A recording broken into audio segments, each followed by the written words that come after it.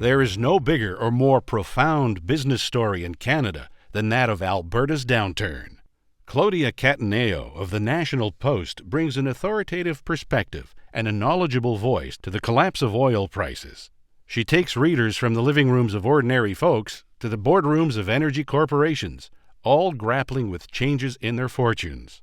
Her vast insider knowledge brings clarity to reports of an energy sector beset with challenges on multiple fronts, from oil pipelines and tar sands to climate change and political machinations. The Globe and Mail's Jackie McNish and Niall McGee write a disturbing yet fascinating story about how a gambler parlayed his street smarts into an online gambling empire. They skillfully pieced together Amaya Inc.'s backstory and showed that despite all odds, it managed the takeover of the world's largest online poker site.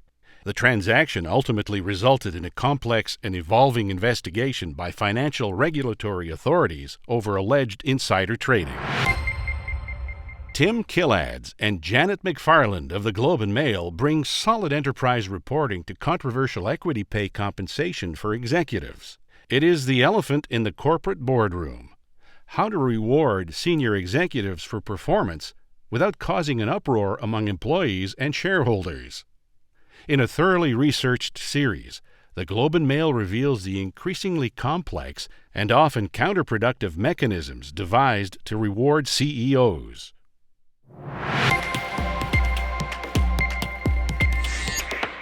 And the winner for business, Niall McGee and Jackie McNish, the Globe and Mail.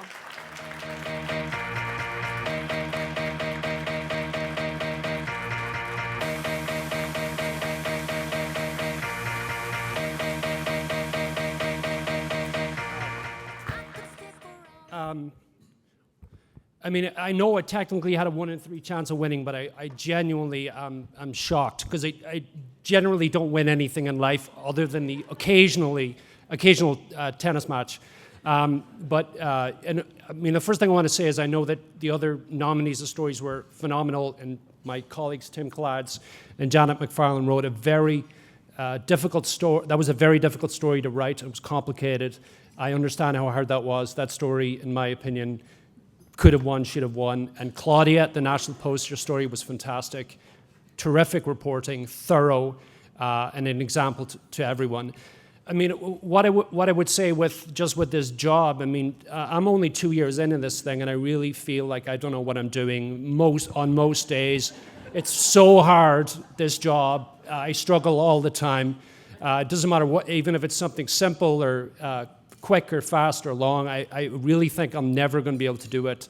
On this Amaya story, which was about 8 months of reporting on this story, I worked with the best in the business, in my opinion, Jackie McNish, who, she already won an award tonight. This is her second tonight. She's amazing. She's a legend in the industry. I learned so much, and I did ask her if we did happen to win this thing, please send me something so I can share it with people. So she did meet the deadline and send me something a few hours ago, and I'll just share it with everybody tonight. So these are Jackie's words. Business journalism, she says, is not for the meek. Every year the stories grow more complex, the opposing PR army's bigger, and the legal defense strategies more devious.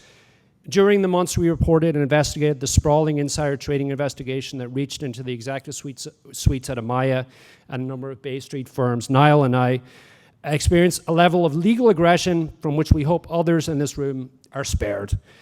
Sadly, I fear, this is what Jackie writes, this is the new normal, i.e. that legal aggression and the difficulty of getting these things out.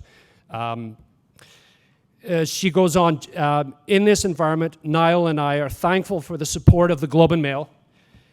Investigative journalism, she writes, cannot flourish without the steadfast backing of our employers. We thank Philip Crawley, publisher of the Globe and Mail, obviously, for his unwavering support, she writes, of bloody-minded, I love that word, bloody-minded journalism.